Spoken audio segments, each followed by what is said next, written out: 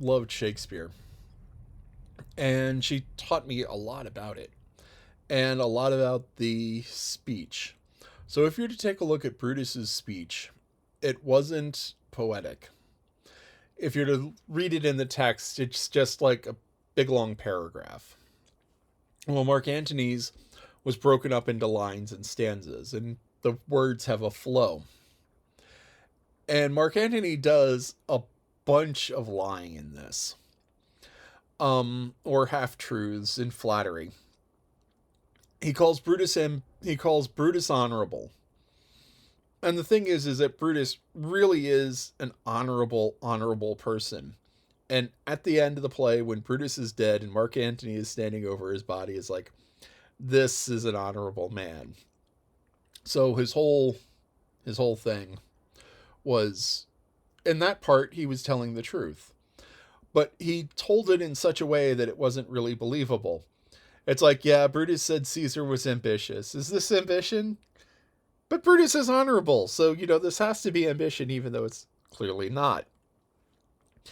And so there was a whole bunch of this where he was tearing down Brutus's honor by saying he was honorable and saying Brutus was wrong.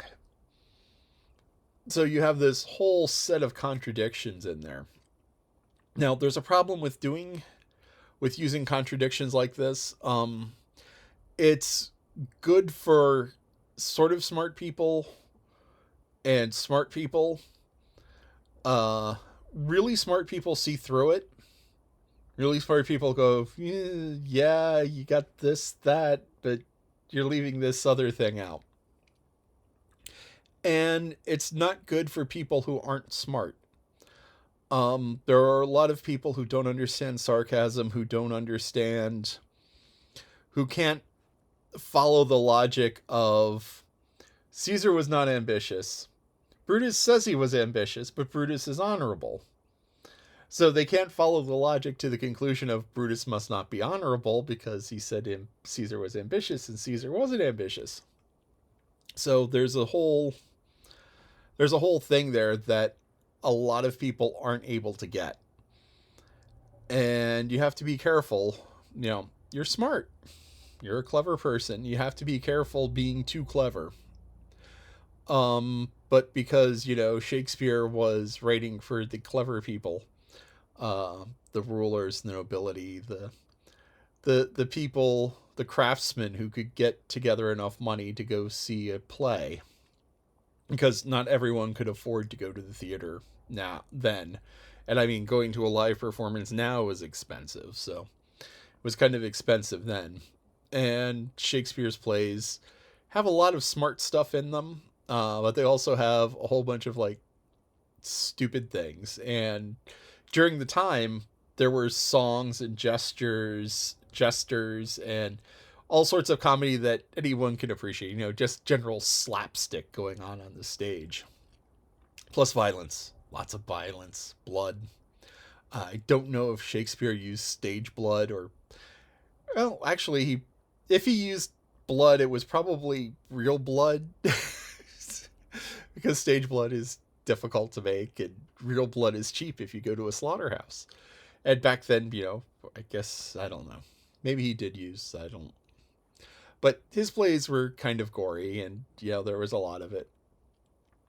And so those were the speeches that Brutus and Mark Antony gave at the um, funeral of Caesar. Now, Mark Antony's speech was broken up into parts because there were places where he told the audience, it's like, okay, come close.